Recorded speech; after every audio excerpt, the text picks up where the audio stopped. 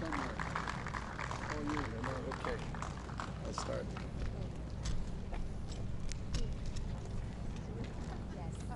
Buenas tardes, good afternoon. Mr. President, I want to officially welcome you and First Lady Jill Biden to Puerto Rico. We're honored to have you here. The people of Puerto Rico are very grateful for your steadfast support and highly appreciate your visit, particularly as we recover from Hurricane Fiona. I must highlight that this visit is not an isolated incident. It is yet another example of your commitment to the well-being of the American citizens of Puerto Rico, which you, Mr. President, and your administration have demonstrated with concrete actions for the past 19 months. That support has included total collaboration from cabinet members in key federal agencies, as well as targeted initiatives in important policy areas such as education, renewable energy, and economic development. Now, in Puerto Rico's time of need, the Biden administration has been working closely with us since before the hurricane hit us. As I have mentioned to the President, FEMA's collaboration has been instrumental to our island's reconstruction efforts, and that has helped put our people in Puerto Rico back on their feet. My team and I provided the President and his staff with a detailed briefing of where we are with respect to the recovery from Hurricane Fiona, and described the challenges and opportunities on which we must work together. This is crucial in order to be able to efficiently provide our residents equitable access to essential services and achieve the resiliency in our infrastructure that we need. To that end, I have made a request to President Biden to amend the major disaster declaration to provide an additional period of 180 days of 100% funding for debris removal, emergency protective measures, and direct federal assistance. Right now, Puerto Rico is in a full recovery mode. Just 2 weeks after Fiona, 93% of Puerto Ricans have electricity and 98% have water service. We have been able to provide safe passage to all communities whose access roads or bridges were affected, and everyone who was housed in a shelter has either returned to their home or has been provided temporary housing. All 78 Puerto Rican municipalities were included in the major disaster declaration, and more than 800,000 residents of Puerto Rico have registered with FEMA to claim individual assistance.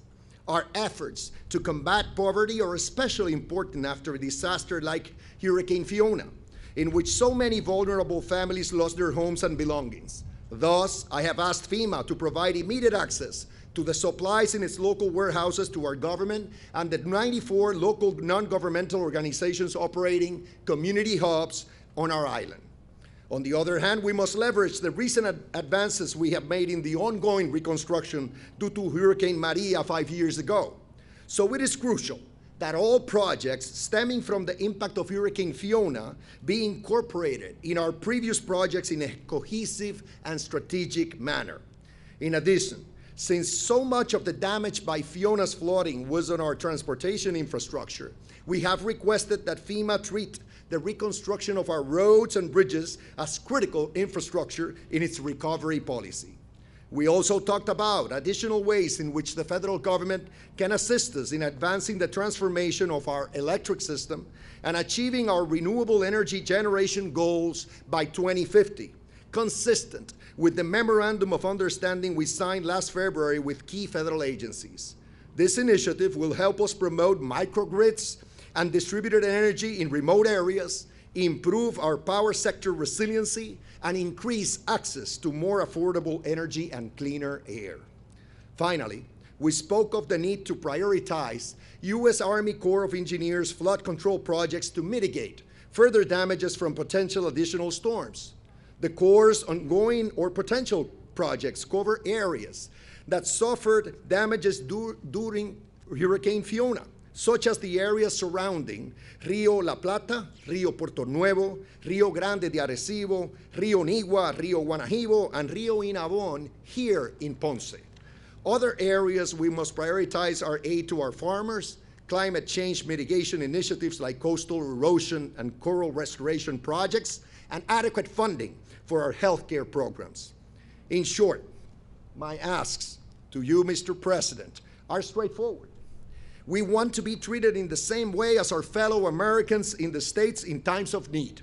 All American citizens, regardless of where they live in the United States, should receive the same support from the federal government. We're confident that the President will heed our call for equal treatment because that is consistent with his priorities and his policies. Again, I want to thank President Biden and the First Lady for their visit and for his administration's support for Puerto Rico's recovery. Thank you.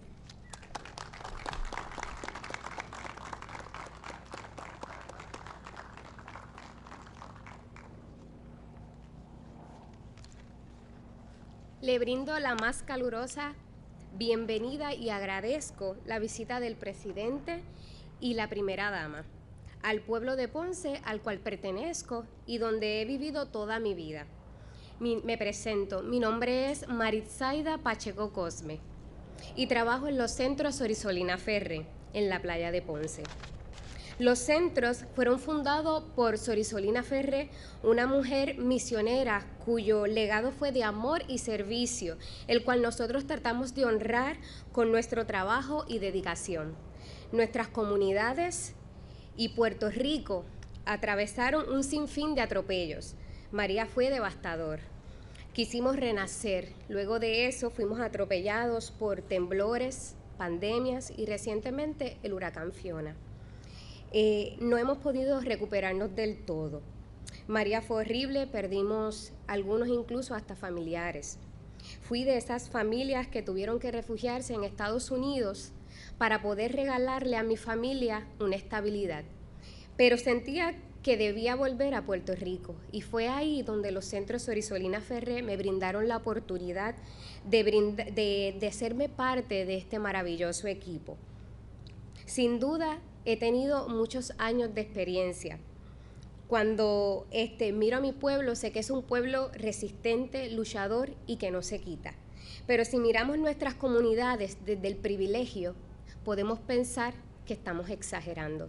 Pero cuando nos damos la oportunidad de poder sumergirnos un poco, podemos ver que los problemas son más grandes de lo que pensamos. Pero como decía Sister, servir es nuestra manera de hablar. Y lo seguiremos haciendo como lo hemos hecho todos los días, hasta levantar nuestras comunidades y levantar nuestra isla. Agradezco la visita del presidente Biden y la primera dama, Jill Biden. También agradezco su apoyo y asistencia que nos ha brindado hasta el día de hoy. Espero que alcance a comprender nuestras más sencillas necesidades. Y para mí es un honor presentar en el día de hoy al presidente Biden.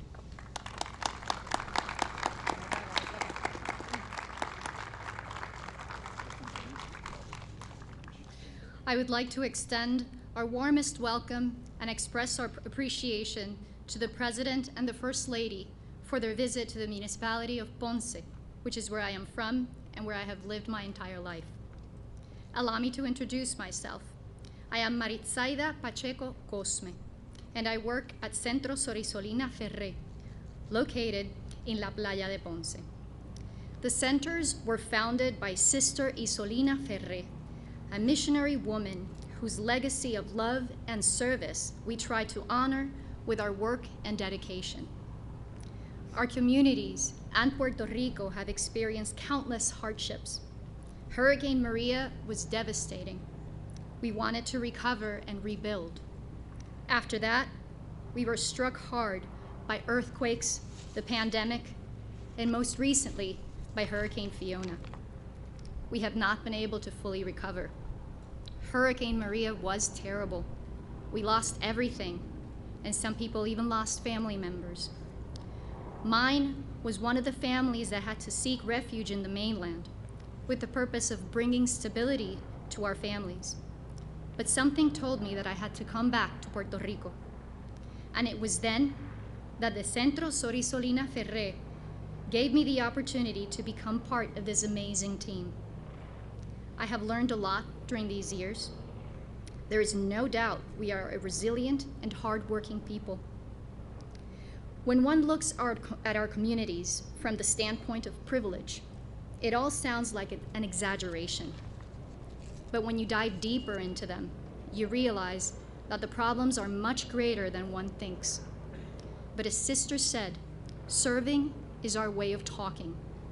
And that is how we will continue to do what we do every day until we lift up our communities and our island of Puerto Rico. I want to thank President Biden and First Lady Jill Biden for their visit. I am also grateful for the support and assistance that they have provided so far. I hope they are able to understand our most basic needs. And I am deeply honored today to be able to introduce President Joe Biden. Thank you.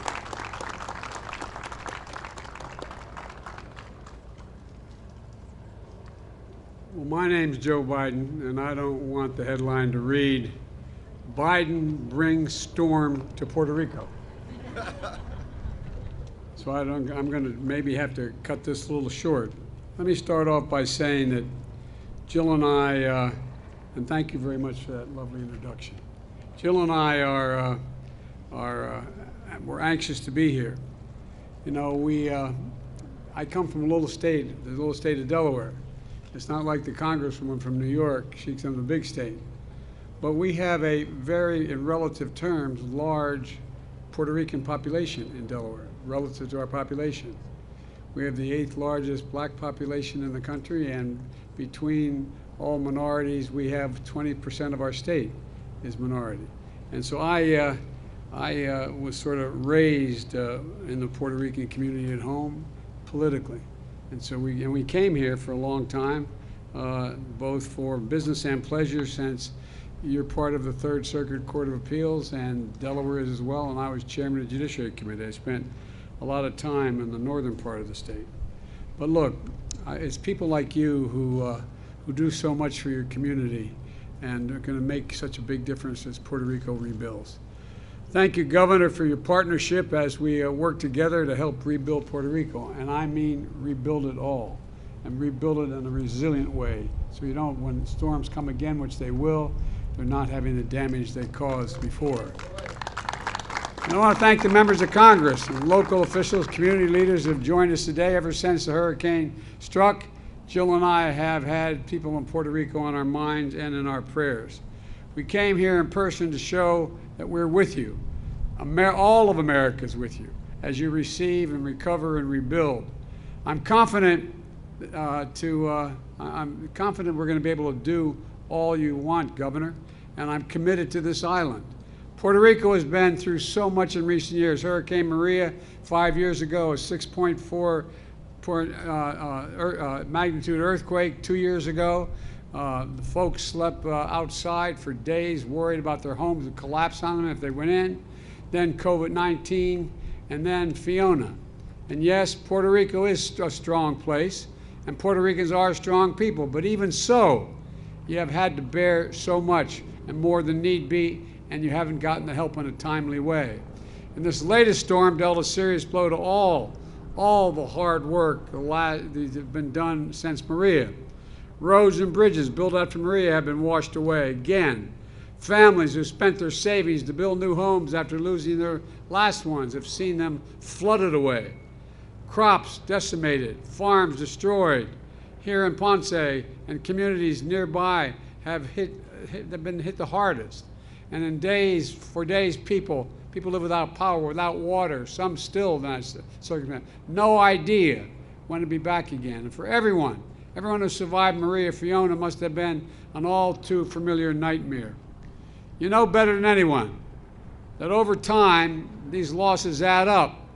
And so Puerto Ricans have lost loved ones in this storm and in the perilous disasters. And the number can feel abstract sometimes when you hear a number, but every number is a person, every life lived. We read the obituaries and remembrances, and they all feel like people we knew. Doting grandparents, devoted parents, christened children, longtime neighbors, people who cared about their community and made a difference. And they will not be forgotten. And then through these disasters, so many people have been displaced from their homes. lost their jobs and savings or suffered injuries, often unseen, but many times seen. Yet somehow, the people of Puerto Rico keep getting back up with resilience and determination. Quite frankly, it's pretty extraordinary when you look at it from afar. And you deserve every bit of help your country can give you. That's what I'm determined to do, and that's what I promise you. After Maria, Congress approved billions of dollars for Puerto Rico, much of it not having gotten here initially. We're going to make sure you get every single dollar promised. And I'm determined to help Puerto Rico build faster than in the past and stronger and better prepared for the future. And that's why I approved emergency declarations of Puerto Rico before the hurricane. Governor, remember my call on you before the hurricane made landfall to deliver immediate federal funding to shelter people and provide essential support. Just a few days later, I approved an expedited major disaster declaration. That means federal government will cover 100% of the cost to clear debris and carry out search and rescue and continue to shelter people. It also means homeowners, renters, business owners are eligible to apply for federal help to recover damaged losses caused by Hurricane Fiona. The federal government is going to provide individual assistance for up to $37,900 for essential home repairs and another $37,900 for lost property as the law calls for, like a car or a refrigerator. Additionally, we've deployed more than 1,200 personnel from FEMA, the Army Corps of Engineers, the U.S. Coast Guard, the Department of Energy, the Environmental Protection Agency. They include search and rescue, teams to assist survivors, and power restoration experts. Power is now back, as you pointed out, governed at 92% of the island, and water is back at 95% of the island, thanks in part to the dedicated IBEW workers and federal support staff. Now we have to get to 100%. And here at this facility, you can see some of the generators from FEMA and the Army Corps of Engineers that were transporting to places that still don't have power.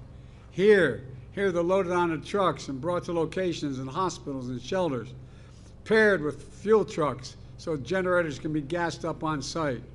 My administration is also providing financial assistance to help families and individuals right away.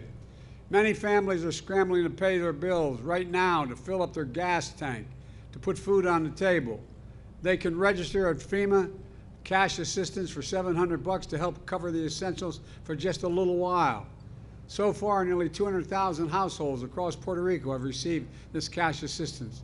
$700 won't replace what you lost, not even close, but it can help take care of some of the little basics while you catch your breath and get back on your feet. And FEMA has made crisis counselors available when you're, whether you're a survivor or a first responder. If you need help or just someone to talk to, people are here for you. The hotline number is 800-981-0023. I'll say it again, 800-981-0023. Don't be embarrassed to call. Whether you're Spanish or English-speaking, counselors will be standing by to help you. And at times like these, Americans come together, and I'm grateful for our personnel of FEMA and other agencies for the hard work these past few weeks. Many of our FEMA staff, as been pointed out, are from Puerto Rico, are Puerto Rican. They've been working 24/7 to get help to people across the island, while also scrambling to help their own families and neighbors. I want to recognize the local first responders, including Puerto Rican National Guard, who have been working round the clock, and I mean it literally round the clock. They've been through a lot the past 5 years. I want to applaud the Red Cross volunteers who came from as far away as California, Louisiana, Minnesota, Texas, to help however they can. And New York sent not only a congresswoman, the most congresswoman in the Congress, but the state troopers and emergency responders. I don't think you're going to stay the whole time, right? Anyway, all kidding aside, New Jersey sent their all-hazard incident management teams trained for hurricane responses. These states are home to two of the largest Puerto Rican populations in the United States, New York and New Jersey, and their sisters and brothers in Puerto Rico needed them, and they answered the call. Most of all, I want to recognize the heroism and selflessness of so many people across Puerto Rico. The main story that has been reported is the storm, but there's another story, what ordinary people did when the storm hit. Literally, the day after the hurricane, the day after, Churches and community organizations opened a network of kitchens across the island to cook hot food for anyone who needed it. Folks delivered food to the elderly who were housebound. They started their generators. They shared their generation with neighbors who had medicine that needed to be refrigerated. They organized activities for kids to give their exhausted parents a break. They arranged canvases to bring food, water, and other supplies and commodities to communities cut short as a consequence of landslide and flooding that couldn't be reached. And during the storm, when the waters were rising, people went to extraordinary lengths to help each other survive. We've seen people using a raft and a boat tied to a rope to brave the raging waters and rescue neighbors trapped in their homes. You know, they aren't paratroopers or search and rescue professionals, they're neighbors. They're just regular folks ready and willing to do whatever they could do when their help was needed, when the neighbor was in trouble. And thanks to them, all the people of Puerto Rico, this recovery from Fiona is underway. I'm encouraged by all the stories that are opening up, the hospitals that have kept running, the supply chains that held steady, and the debris has already begun to be cleared on roads across the island, and we will continue the debris coverage. Still, we have to do more. We have to ensure that when the next hurricane strikes, Puerto Rico is ready. Today, I'm announcing more than $60 million in funding to help coastal areas in Puerto Rico become better prepared for the storm. For example, we can create a flood warning system to help shore up levees and flood walls. In addition, there's nearly $700 million in infrastructure investments in Puerto Rico that have already been announced since I signed the bipartisan infrastructure law last November. For example, we've awarded $90 million to upgrade PR2 highway, and we've announced $163 million to begin construction on the canal to restore Cano, help me with the pronunciation. Martin Peña, that entire ecosystem. And we're going to clean up polluted waters and restore mitigation mangrove habitats and bring back marine life. And you're going to see investments like these increasing significantly in the months ahead. We're investing in Puerto Rico's roads, bridges, public transit, ports, airports, water safety, and high-speed internet. We know that the climate crisis and more extreme weather are going to continue to hit this island and hit the United States overall. And as we rebuild, we have to ensure that we build it to last. We're particularly focused on the power grid. This year, to date, Puerto Rico has received $4 million to help make the power grid more resilient. That number is going to go up. As we conveyed to the governor, I'm ready to deploy and expedite more resources from the Department of Energy and other federal agencies, not just, I don't usually talk this fast, but it looks like it's moving quickly. To help transform the entire system so the Puerto Rican people can get clean, reliable, affordable power they need, and the power stays in homes and hospitals when storms like Fiona strike. That includes mini grids, which you can begin to deploy soon so we are less dependent on transmission lines across the long distances, and more redundancy when the storms hit. The goal is lower energy bills and more reliable power for Puerto Rican households. Additionally, I've asked the Secretary of Energy, Jennifer Granholm, who's a first-rate person, to lead a supercharged effort across the entire federal government. She's going to put in place the Puerto Rican Grid Recovery Modernization Team to bring to bear all the federal resources and technical assistance and additional support for Puerto Rico. And we'll help as you work to repair your grid quickly and drive decisive progress on the game plan for Puerto Rico's clean energy transformation. You know, I also know many people in Puerto Rico have many family friends and friends in Florida. Your hearts are with them right now, and their hearts are with you. Jill and I will be in Florida on Wednesday. And as I've made clear, at times like these, our nation comes together, put aside our political differences, and get to work. We show up when we're needed. Because if we lost our home, if we lost a loved one, we'd hope that people would show up for us as well. And I want the people of Puerto Rico to know I'm committed, my entire administration is committed to standing with you every step of the way, as long as it takes. And the White House reception honoring Hispanic History Month, a U.S. Army chaplain, a Catholic priest, proud son of Puerto Rico, offered a prayer for all those who suffered through the hurricane, including Puerto Rico. Here's what he said. He said, "Give us generous hearts that we may continue to use our gifts to support them." Well, the people of Puerto Rico have generous hearts, and that's what they get through this. We're returning generosity. And that's the generous hearts that the rest of the country are going to make sure we continue to provide. But I want to say it again.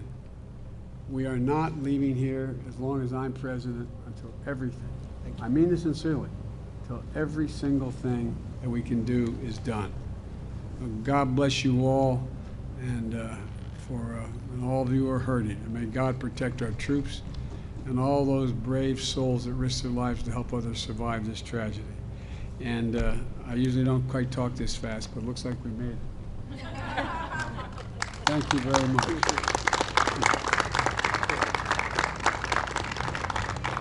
I want to bring up the, do you mind go? I was up in New York with the mayor and with the governor. And what they wanted to talk to me about, they wanted to talk to me about Puerto Rico. No, remember? We sat there? Yes. Yes. And so it is one of the best congresswomen and the congresspersons in the entire Congress. And she's, were you born here? Yes, I was born here. And my family, my entire family is here. It's here? All right, I hope I don't 9 get you in brothers trouble and with my... sisters. 9 brothers and sisters. Well, God bless you. I tell you what, my mother used to think that anybody who had that many children, we only had 4, she'd say, no purgatory for mom, straight to heaven. Thank you. Straight to heaven. Thank you. Anyway, Thank you for being here. Thank you. We love you. Thanks, everybody. We're going to get this done. We really are.